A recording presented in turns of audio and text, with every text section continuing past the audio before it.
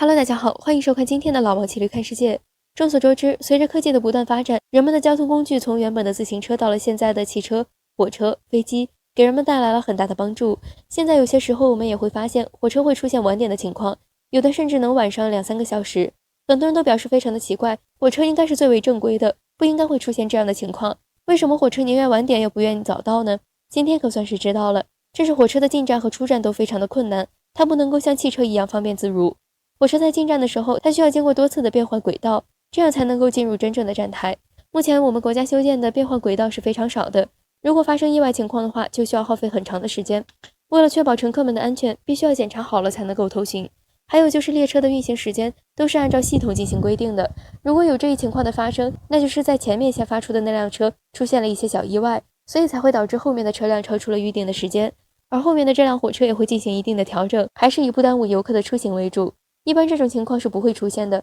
所以大家可以自由的选择火车。亲爱的小伙伴们，对这件事你觉得呢？好了，今天的老王骑驴看世界就到这儿了，喜欢的朋友记得点击转发加关注，我们下期再见。